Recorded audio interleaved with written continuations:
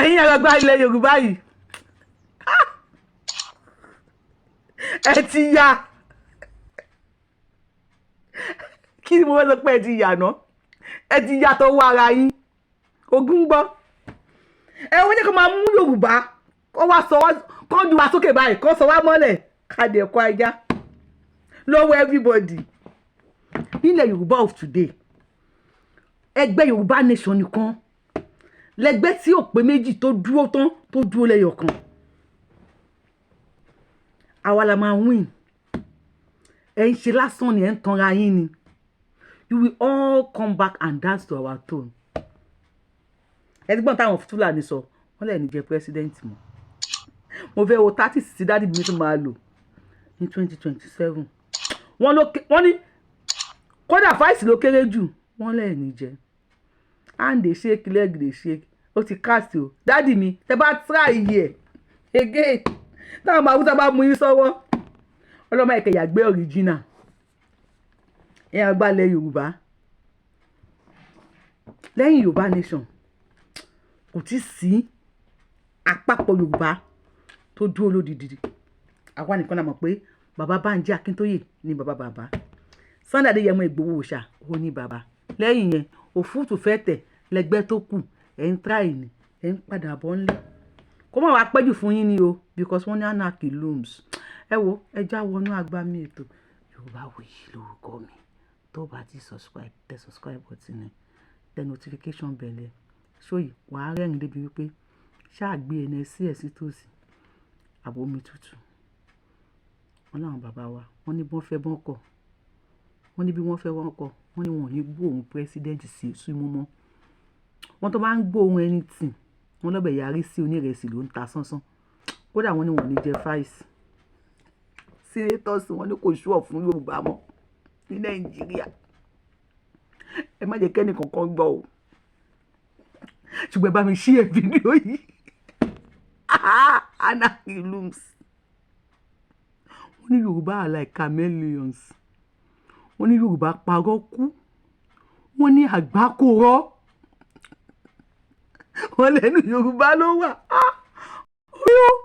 wọ́n ní tí Yorùbá bá sọ pé ẹ káàárọ̀ wọ́n ní kẹ́ gbé torchlight dání kẹ́ lọ́ọ́ wò tá wọ́n lọ́jọ́ pé ilẹ̀ ti ṣú Ọlọ́run ọba o ẹ̀dẹ̀ tà wá àwọn ọmọ gàmbàrí àwọn ọmọ kàwọ́ nǹkan ní wọ́n wá mú ilẹ̀ Yorùbá wọ́n á fi ilẹ̀ Yorùbá takáìtì ẹ̀dẹ̀ mú Yorùbá ẹ̀dẹ̀ tẹ wá sórí àtẹ báyìí oníkàlùkù wá ń sọ̀rọ̀ sí wa bó ṣe wù ú bàbá yìí tí mo sọ pé ẹ̀ ní wà òkè ńkọ́ tí mo sọ pé yóò ní balẹ̀ ńkọ́ torí èyí nílẹ̀ ẹ̀rọ la ẹ̀wọ̀ ẹja lọ. He said, if a Yoruba man nod his head, he mean no. They are hypocrite in nature. He said, never ever trust a Yoruba man. Our northern brothers, they make a great mistake. Me personally, I did not vote for Tinubu because I already know the nature of Yoruba. They are hypocrites. They behave like chameleons. And once they hijack power, they are true color. Wọ́n ti ní Yorùbá ò ní di president mọ́ ní Nàìjíríà. Wọ́n ní Tinubu di last president. Tó bá wá láti ilẹ̀ Yorùbá, wọ́n ní ẹ̀ ní gbòòrùn anything tó ń jẹ́ president mọ́ ilẹ̀ Yorùbá. Wọ́n ní vice president ló kéré jù. Wọ́n ní kò ní ta sánsán sí yín nímú. Wọ́n ní wọn ò ní fi hùn yín nímú bọ̀. Wọ́n lógun bọ̀. Wọ́n lógun bọ̀. Wọ́n láwọn abá yín fà á. Wọ́n ní anarchy looms Bala Muhammed ló sọ yẹn bóyá ti gbọ́ tẹ́lẹ̀ náà wọ́n ti wá bọ́ tansin wọ́n ní president tó bá ń ta ní méjì sílẹ̀ kan wọ́n kò ní kan Yorùbá mọ́ wo tó bá possible gan senator tàbí rep ẹ ní débẹ̀ mọ́ ẹ wá ṣe ẹrú kú ṣe bá ní ká dá dúró káwọn ọmọ Yorùbá dúró àwọn wèrè kan bọ́ta ọbúṣìláàmù ni wọ́n ń pariwo wọ́n ní anarchy looms gbogbo wọn wá ń bọ́ta lọ́tún ló sínsìn wọ́n ti wá fọ́ lójú wọ́n ti fòun tẹ̀tẹ̀ báyìí wọ́n ti fi gígùn wọ́n ní Yorùbá ò ní di president wọ́n ní chameleon ní ọ̀gá ní wọ́n ní tí Yorùbá bá sọ pé ẹ káàárọ̀ wọ́n ní kẹ́ lọ wò ta ilẹ̀ ti ṣe ń ṣí èrè ni why tẹ́ ń generalize ẹ̀ why tẹ́ ń fèsì àwọn tó fèsì yín why tẹ́ wá ń bú gbogbo wa ìyí olórí pátákà àsùnwánà tó bá jókòó kalẹ̀ yẹn ó náà sọ níjọ́ wo ó ní Yorùbá ò kì í ṣe ẹyọkan ó lẹ́nu Yorùbá ò kì í ṣe kan ó náà máa pa ọ́pọ̀ pẹ̀lú àwọn north pẹ̀lú àwọn Haúsá náà bọ́ta wọ́n lè máa pa wọ́pọ̀ pẹ̀lú àwọn àsùnwánà kí ló kọ ìbí ìrántí omi ìrántí orúkọ ẹ bá ń kọ sí comment section àwọn fèsì Yorùbá àbí ẹ wo ẹ̀yin bàbá yìí kílẹ̀ gbójúlé náà tẹ́ ẹ̀ ṣe fẹ́ ká dá dúró ẹ rò bóyá kò lè ṣeé ṣe àbí ẹ sọ fún mi láti 1960 ẹni tó jẹ president ilẹ̀ Nàìjíríà tó jẹ́ ọmọ Ìgbò ẹ bá mi kọ orúkọ ẹ̀ sí comment section tí ò bá sínú ẹ kọ sí comment section ẹni tó jẹ president Nàìjíríà tó jẹ́ ọmọ Ìgbò wọ́n ní Ìgbò ò ní di president Ìgbò ò dẹ̀ di president náà wọ́n ti ní Yorùbá anarchy looms wọ́n lógun ń bọ̀ wọ́n ní wàhálà ń bọ̀ wọ́n ní fìtínà ń bọ̀ àkóyí wàhálà importable voice ẹ dákun ṣẹ́rí tó bá bẹ̀rẹ̀ wèrè ẹ lè fi àwa ṣe collateral for life o tó bá dé máa ní ká máa kó yín lọ ni kó gbé apẹ̀rẹ̀ àlùbọ́sà wá tàbí àbí báàgì àpò àlùbọ́sà àbí àpò ẹ̀wà kí wọ́n kó yín sínú ẹ̀ Yorùbáwùyí màá ní kó kó yín sínú àpò ẹ̀wà báyìí kó máa rò yín lọ sí nọ́ọ̀tì ni ẹjọ́ lọ yanjú ẹ̀ ní nọ́ọ̀tì ẹ má sọ ilẹ̀ Yorùbá di battlefield ẹ má sọ di war zone gbogbo tó bá fẹ́ ṣe àlẹ́ ẹ lọ sí nọ́ọ̀tì Buhari ti ó rèsì fúláàgì Boko Haram wọ́n ní Nàìjíríà wọ́n ní Yorùbá kan kò ní di president gbogbo ẹni máa ṣòfin yín o kí lẹ gbójúlé Yorùbá báyìí okay security yín lẹ gbójúlé àbí á yà yín lẹ́nu wípé àwọn tí wọ́n ń dá Babájídé Adéwálé Ògúntúndé kinní kan wọ́n láwọn máa ṣó túkúkọlọ àwọn fún yín bóyá ìjọ yẹn báyìí ló máa mú yín báyìí ìfín ló máa ń rẹ yín lọ́rùn ẹ bá mọ̀ pé túkúkọlọ wọn àwọn tó fi ṣe security yẹn many of them are Boko ìjọ yẹn lẹ máa mọ̀ wọ́n lè ní jẹ́ president mọ̀ a sọ fún yín pé Nigeria belong to certain people ṣùgbọ́n ẹ fẹ́ gbà ẹ ń sọrí kunkun wọ́n ti ń pe àwọn Christian ìlú wọn Johnson wọ́n ti jọ ń ṣe meeting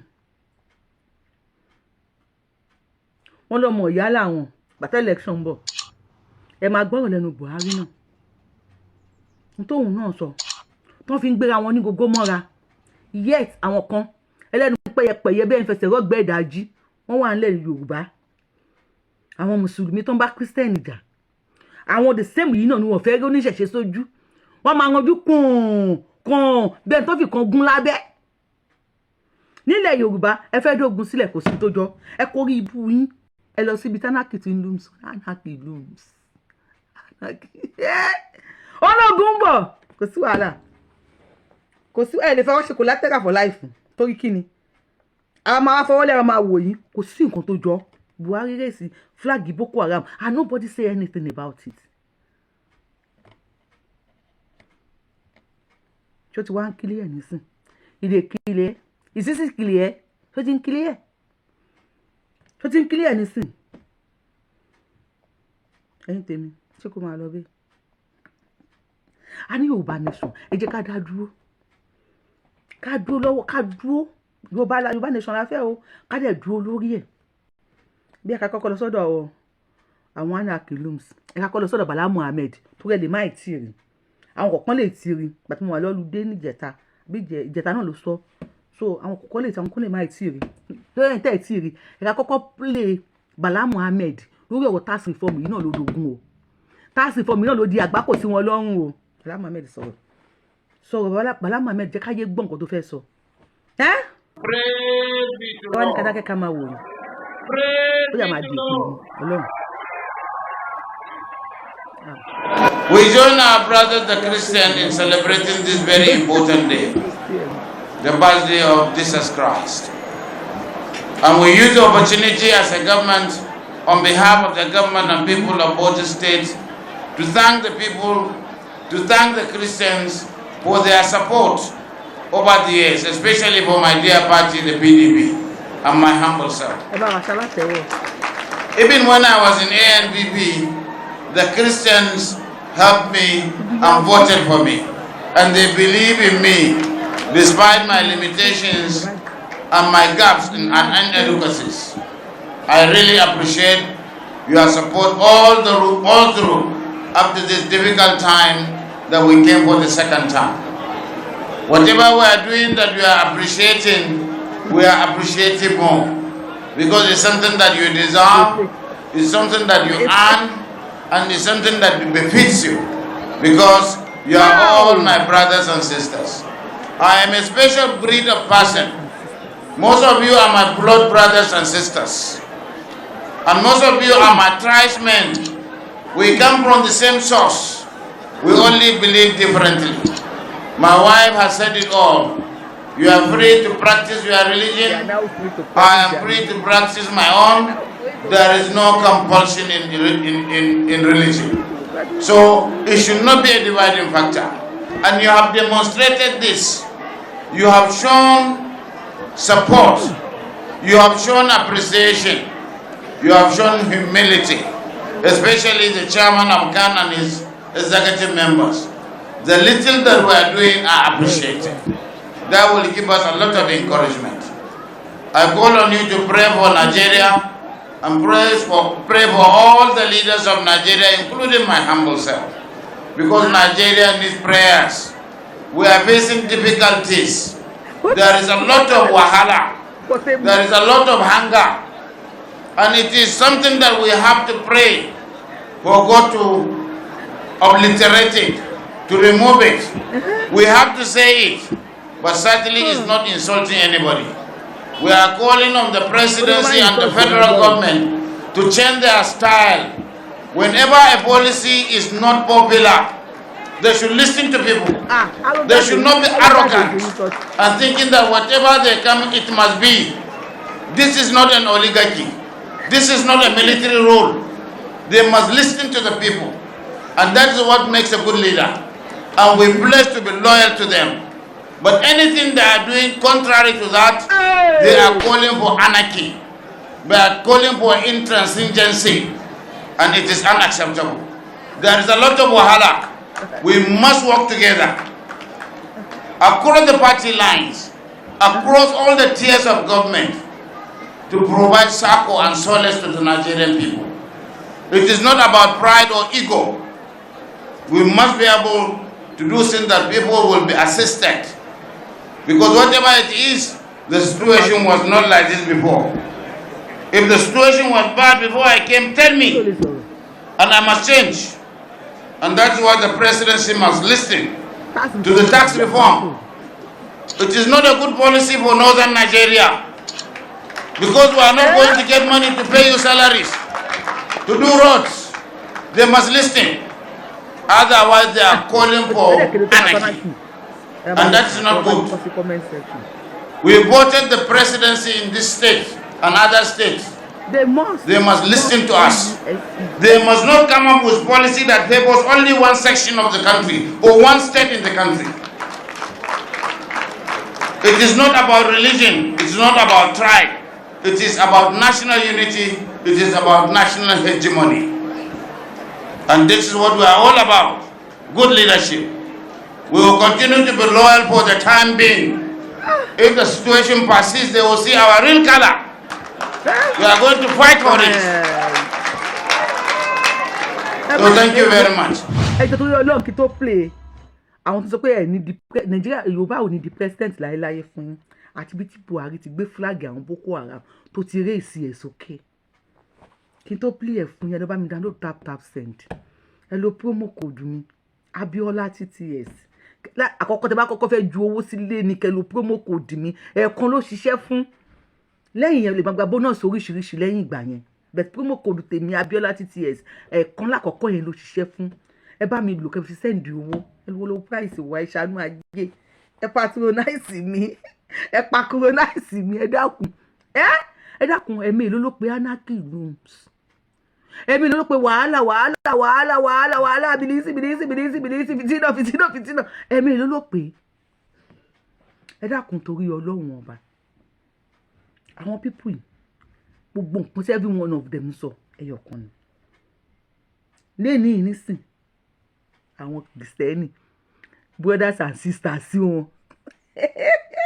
àwọn people yìí máa ń bìrì pé àwọn gbárí wọ́n máa ń bìrì pé ọ̀rọ̀ gbáà làwọn ọ̀gbọ́gbá ti rí gbáǹgbá làwọn anywhere tó bá máa favour wọn nìkan wọ́n máa ń go to ẹjọ́ tó yọ Ọlọ́run kí ni nǹkan tó wà lẹ́yìn tax reform bill yìí now ẹ pé wọ́n ti fi style kó àwọn workers wọn mọ́ra tẹ bá listen sí nǹkan tó sọ dáadáa pẹ̀lú àwọn aráàlú ẹ bá mi kọ sí comment section mi ní máa play video fún yín kí n tún máa repeat ẹ̀ fún yín kí ló sọ ṣe pé wọ́n try láti unite ni tó bá yẹ pé lórí Tinubu nìkan ni kò bá sàn generally lórí Yorùbá ni wọ́n ti fẹ́ unite kí ló sọ fáwọn òṣìṣẹ́ ipá àwọn onílé ṣe mọ́ tó má dẹ̀ ti lè ṣe yẹn mọ́ ṣáwọn òṣìṣẹ́ máa wá ránjú kalẹ̀ káwọn òṣìṣẹ́ káwọn máa rówó jẹun so àwọn òṣìṣẹ́ ń ṣiṣẹ́ fún wọn ní ìlú wọn tax reform tax tó ń gbà ní south west ni wọ́n fi ń sanwó àwọn òṣìṣẹ́ àárín yẹn ò yé mi tí wọ́n tó lè explain yẹn bá mi explain ẹ̀ sí comment section tó bá ti pín nísì pé owó tí wọ́n ń generate ní south west o wọn ò ní kó lọ sí north o then ó ti di wàhálà kò sí wàhálà tẹ́wọ́ kò sí wàhálà náà ni. This is a direct message to people from Southwest. Southwest. They have been calling us Northerners all sort of failing names, that we are parasites, that we are useless, that they are going to teach us a lesson 2027, that even if Tinubu excelled to become the next president of Nigeria, that they are going to bring somebody from south, not the north. Maybe they have baby mentality. They don't know the north. They don't know our history.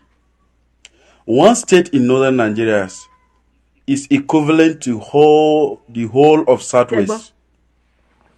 My lecturer once told me something. My Calabar lecturer once told me something. He said, never ever in your life trust a Yoruba man. He said, if a Yoruba man shake your hand, he mean maybe or no. While in your heart, he mean yes. While in his heart, he mean no. He said, if a Yoruba man nod his head, he mean no. They are hypocrite in nature. He said, never ever trust a Yoruba man. Our northern brothers, they make a great mistake. Me personally, I did not vote for Tinubu because I already know the nature of Yoruba. They are hypocrites. They behave like chameleons. And once they hijack power, their true color will prevail. And we have seen what Tinubu is doing, what Tinubu is trying to do regarding the tax reforms. The governor of Bauchi, Bala Mohammed, has warned President Bola Tinubu that his reform policy is anti-northern Nigeria. That we are going to teach him a lesson. This is not oligarchy. You understand? If he insisted that he is arrogant, that he insisted that the tax reform must come to stay, we are going to teach him a lesson 2027. He's going to lose election. His state where he come from, Osun State and Lagos State, did not vote for him. 2023 election. He did not win. He did not win election in Osun and Lagos State. Did not voted for him. Me personally, I did not vote for him. And this fight did not voted for him. He only got 8.4 million. This fight, four people came from the north. He did not even get a massive vote. You understand? Let me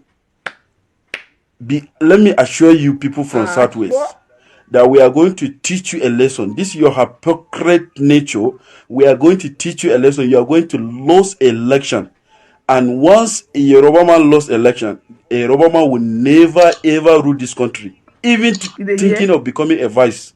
Let me tell you, we are going to teach this Yoruba. This direct message to Yoruba land. Once Tinubu lost election, no any Yoruba man will ever click back to power again. This is a message to you because we have already identified your hypocrite nature. My father told me, he said, never, my Calabar lecturer told me, never ever trust a Yoruba man because they have hypocrite nature. They have what they say and what they mean are two different things. Never ever trust them. They are hypocrite people in nature. This is a direct message to you. I'm just warning you, Yoruba people, that calling us all sort of names, insulting us on Twitter, TikTok, and Facebook will not make you to become a president 2027. Tinubu is OTP, one-time president. Period. Inshallah. Yoruba, àwa bọ́ọ̀lẹ̀ adìẹ̀kọ́ ajá. Adìẹ̀kọ́ ajá. Tó jẹ́ wípé kò sí ẹni tí wọ́n ò lè sọ̀rọ̀ sí. Wọ́n wá ń generalize ẹ̀ wọ́n kó wa pọ̀. Ó ní wọ́n ń bú àwọn tó ń sọ yẹn sìn. Oríkì tiwa ni. Oríkì tiwa nílẹ̀ Yorùbá. They are chameleon. They are this. They are that. We're going to teach them lesson. Àwọn wo lè fẹ́ teach lesson? Àwọn wo ẹ̀kẹ́ gbéntọ́. Àwọn wo lè fẹ́ teach lesson? Àwọn wo? Ẹ̀yin àti Tinubu lẹ́wọ̀n bí tẹ́jọ́ dí sí. Àwọn sọ pé Yorùbá nation la fẹ́. Ẹ̀yin ni wọ́n Nàìjíríà lẹ fẹ́. Ẹ̀yin lẹ́jọ́ pàdéjọ́ kún. Bí Sunday Igboho ṣe dẹ̀yìn odi, ara ẹ̀yìn odi, kò sí lẹ́yìn yín. Bí wàá yóò ṣe lè pa àlékún gírí wá sílé, kò sí lẹ́yìn yín. Ẹ̀yin àtàwọn àgbàgbà lẹ Yorùbá lẹ́jọ́ pawọ́pọ̀ tẹ́jọ́ ṣe. Ẹjọ́ dáwọ́pọ̀ ṣe ni ẹjọ́ máa ràn.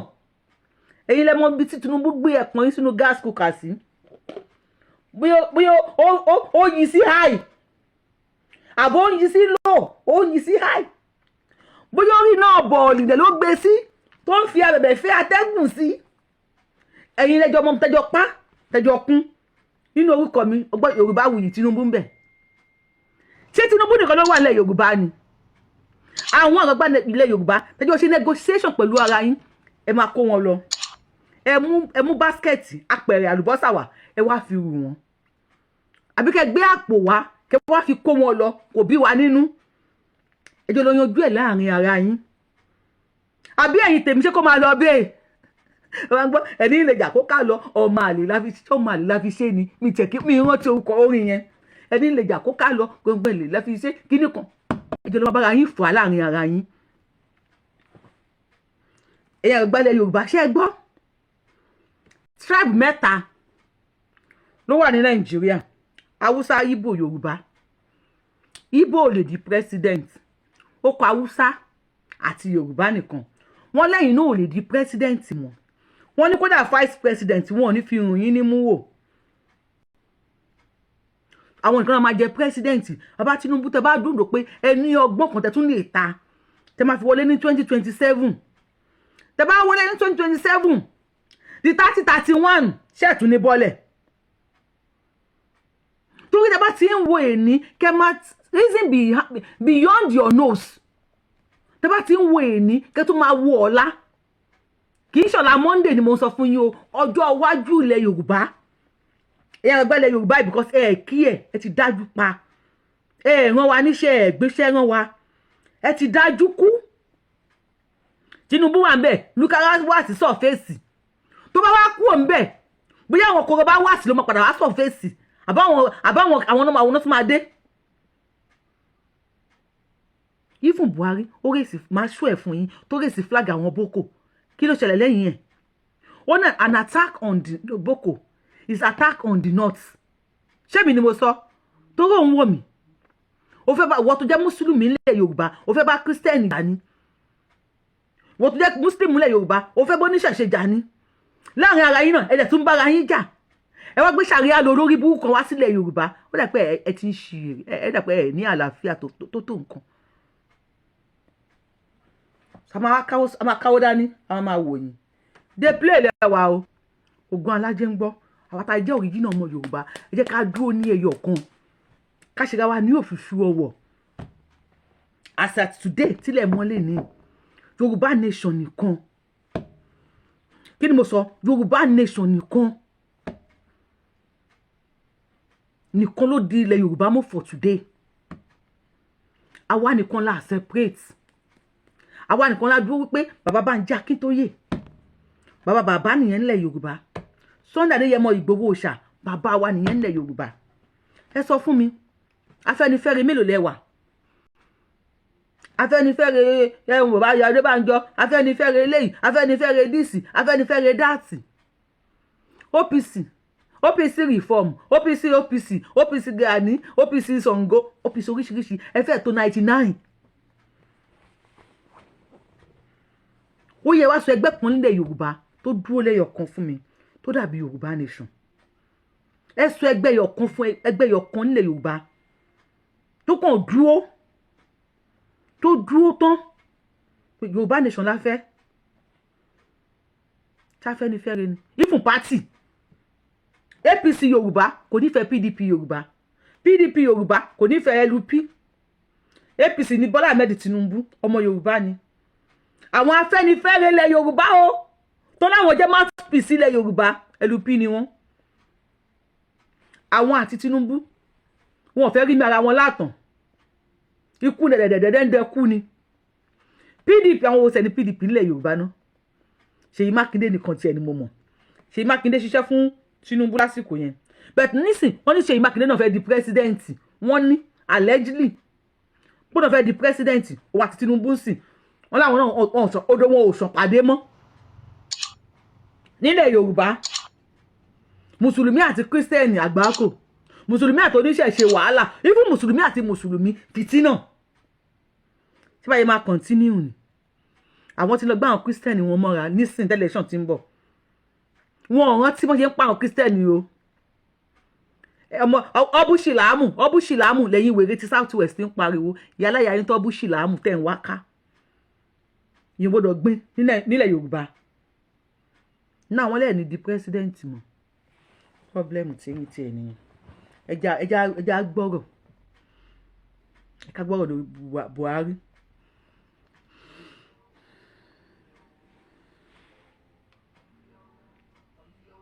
December 15th, 2014. Ó lẹ́ ń wò lẹ́gbẹ̀ẹ́ mi yẹn. Buhari ní attack on Boko Haram. Leader of this country said that any attempt to attack and fight insurgency is an attack on the North. Chotan. So, when you have such huge political considerations, there are difficulties. I mean, Buhari said that in the newspaper. General Buhari said that any attack on Boko Haram is an attack on the North. So, you as a government, so you want to attack Boko Haram as a leader, a respected person in society, somebody who carries. I mean, the last vote, the last election, over 12 million people voted for him from the North. A man like that, you cannot 10 million. Now he says that if you're attacking the North. You must be careful. This is the same man. You must be careful. Just a moment. You must be careful. This is the same man who has also condemned Boko Haram and activities. When Your own, I think it was the president's special advisor on media, Ruben Abati, wrote a statement acknowledging and even thanking him to the effect that he condemned Boko Haram. When? I don't know if you recall the consistency. What I've just said, you cannot deny that's something that happened. Now, if the man, now because election is coming, for the first time, your tongue tie is now loose, and you can now begin to talk like normal people. I mean, that doesn't mean anything. Did you release a statement to that particular effect? Because a lot of people would not know when that happened. Which one? Okay. The second one you... It was on Radio Liberty on the 22nd of July. It was on Radio Liberty and was published on the 20th.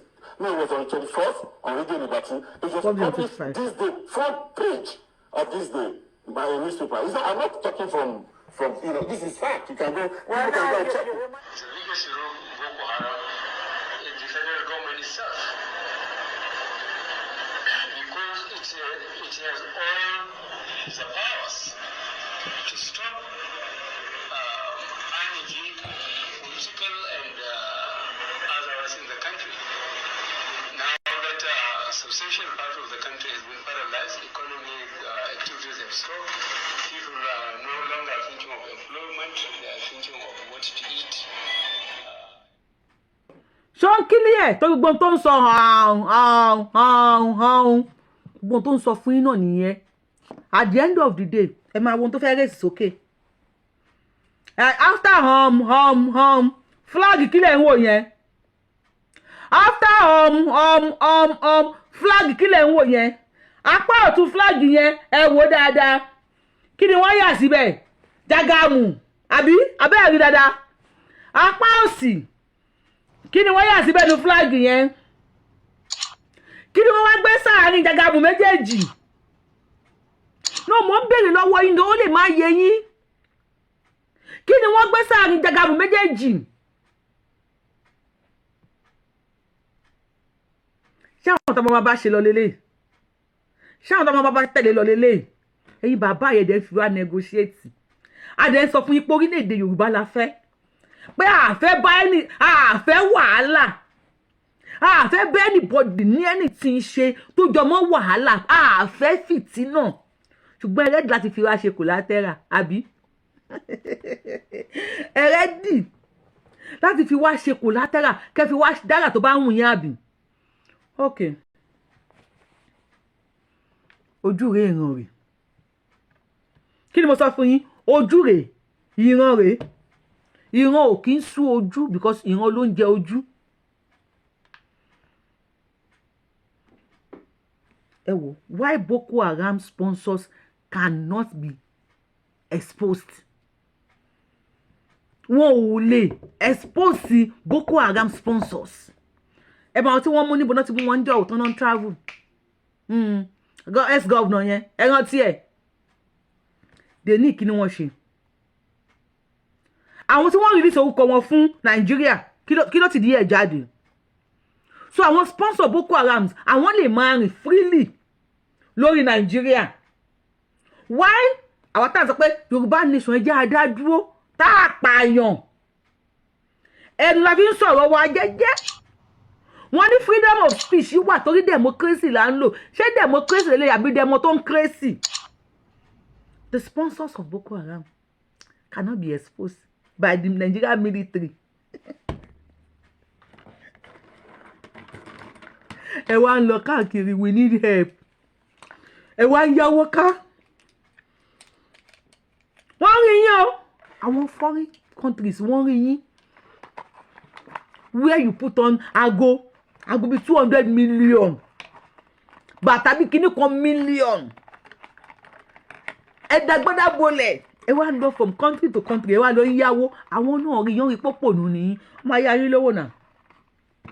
Ló máa rẹ́sẹ̀ wèrè tí ò ní bùṣogun ọlọ́gbọ́n wo ló máa gbé tiẹ̀ kalẹ̀ wọ́n á yá yín lówó wọ́n pe àwọn ọmọ yín wà lẹ́yìn odi tó ń sọmọ ọ̀dọ̀ ara kò látẹ́rà kan àtàwà lẹ́yìn odi yìí sì ara kò látẹ́rà kan ni wá tó àwọn náà ò ní fẹ́ ka lọ́ọ́lé àmọ́ wọn ò ní ṣiṣẹ́ àsìkò ọdún wọ̀ tó wà nílùú òyìnbó ó mọ overtime tó ṣe àmọ́ tí wọn ò ní ṣiṣẹ́ làwọn ò ṣe ní gbàdúrà kí Nàìjíríà dá tí kú ilé ò bá dẹ̀ pààyàn báyìí tó dé ò lè pààyàn ikú ilé ló máa ránṣẹ́ sí tìta tẹ́yìntẹ́ jẹ́ olórí ní Nàìjíríà especially ilẹ̀ Yorùbá táwọn gàǹbarí tí wọ́n fa ọmọ wọn lè láti lọ ṣe ọmọ ọ̀dọ̀ nílùú òyìnbó ọmọ Haúsá mélòó lẹ́yìn tó ń ṣe security l'Amẹ́ríkà ẹ̀yin tẹ́ wà ní London ṣe ti bọ́ ọmọ Fúlàní pàdé níbi iṣẹ́ security rí Yorùbá mélòó lẹ́ ń bá pàdé lójoojúmọ́ nídàájí nínú snow nínú àgbákò òtútù a máa lọ báyìí ni a máa dì ní ẹlòmíì bá bílà ṣe máa wà lẹ́kẹ̀ẹ́ pọ̀npọ̀n ni ó lọ faṣẹ́ ni ẹ ti wá débi iṣẹ́ kan náà ṣe mú ọmọ iṣẹ́ kan wá fún yín o wọ́n wá níbo ló ti wọ́ ní Nàìjíríà ẹ wá ní tribe wo ó sọ pé Fúlàní lòun nígbà táwọn àgbàgbà Haúsá tí wọn ò gbà sáà mọ wọn ṣọmọ ọ̀dọ̀ ṣùgbọ́n ẹ̀yin àgbàgbà ilẹ̀ Yorùbá kò sí wàhálà wọ́n ní anarchy looms èmi ló lè gbọ́ tó pé anarchy looms wọ́n ní ẹ̀ ń wá wàhálà wọ́n ní wàhálà dẹ̀ ń bọ̀ wọ́n ti ń kóra àwọn jọ nísìn èyí tó kọ́kọ́ sọ̀rọ̀ ó kọ́kọ́ kó àwọn òṣìṣẹ́ mọ́ra tó sọ fáwọn òṣìṣẹ́ yẹn sẹ́mi ní tún sọ ẹ bá mi kọ́ sí comment section kí lè mọ̀ pé ẹ̀ ń follow show yìí wọ́n káwọn Christian mọ́ra àwọn Christian ti dọmọ ìyá wọn wọn ò rántí ọ̀rọ̀ tí El-Rufai tó sọ nípa àwọn Christian ní Kaduna nípa tí wọ́n dáná sun gbogbo wọn mọ́lé wọn ò rántí ọ̀rọ̀ tí El-Rufai sọ dípò làwọn lò fáwọn Christian tẹ bá wọn ti bá mi kọ sí comment section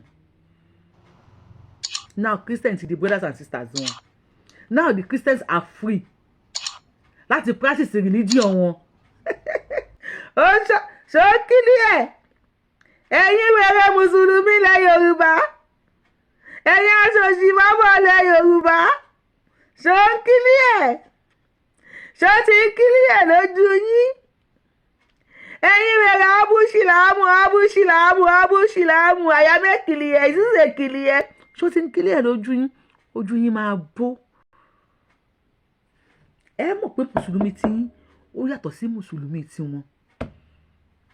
Ẹ mọ̀ wípé ìwà táwọn ń wù ní region tí wọn tí àwọn kan gbọ́dọ̀ jẹ́ olówó láàrin wọn Megida tí àwọn ní wọ́n ní ó dà pé kíní yẹn bóyá bí mo bí ṣe fẹ́ pù tiẹ̀ nílùú wọn tó yẹ pé àwọn kan gbọ́dọ̀ jẹ́ Megida àwọn kan gbọ́dọ̀ jẹ́ àlìmọ́njìrì. So àlìmọ́njìrì must be feeding under the foot of Megida. Ṣé gbọ́dọ̀ bàbá mi táwọn Megida wọn bá ń lọ tó máa pọ̀ tó máa ha gbárí tó bá tún pẹ̀rẹ̀ àwọn àlìmọ́njìrì wọn máa tẹ́wọ́ gbà ni wọ́n á fi pa gbogbo ara wọn. Àbí ṣé ó lè ṣẹlẹ̀ nílẹ̀ Yorùbá? Ọmọ ọba ni gbogbo wa. Yorùbá nìkan náà máa ń kì í àwọn kòdú ọ̀gá ìlú tó tóbi tó báyìí tí ò láláàrù. Yorùbá nìkan lọmọ ọba generally ọmọ ọba ni gbogbo wa.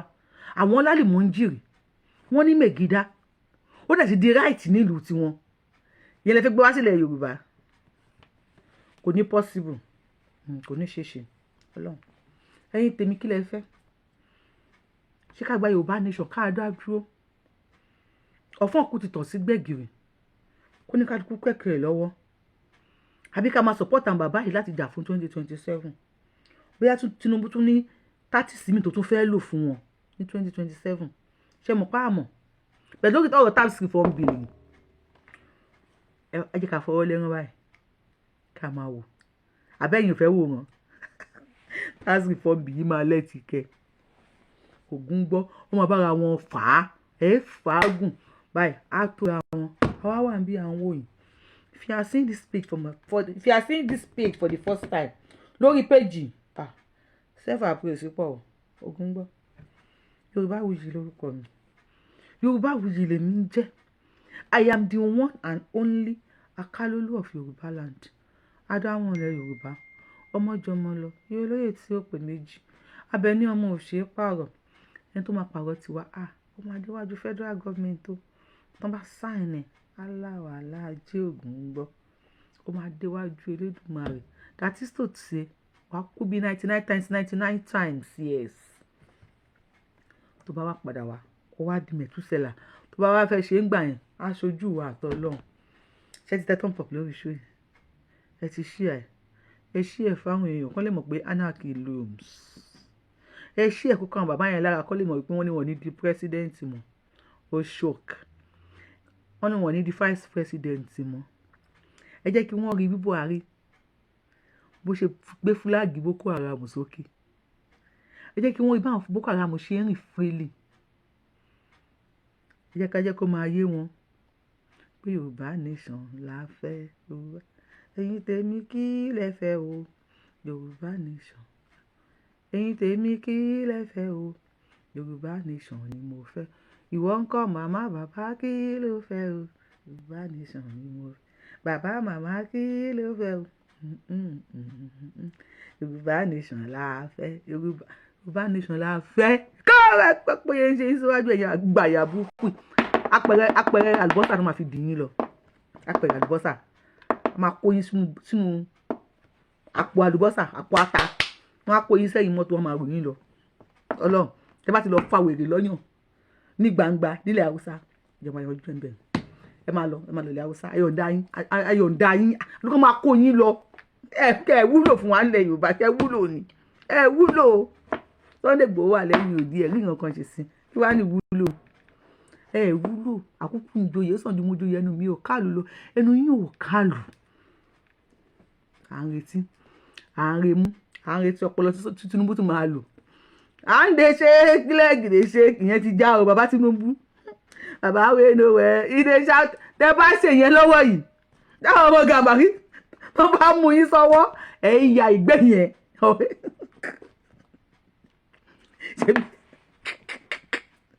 láyé lè kú ẹ̀yìn àgàlẹ̀ Yorùbá yìí àbájọ mo ti parí iṣẹ́ àbájọ ní Yorùbá kọ́níkọ́ní olóṣìlẹ̀ yìí bàbá yìí Tinubu ó ti yàgbẹ́ sí pátá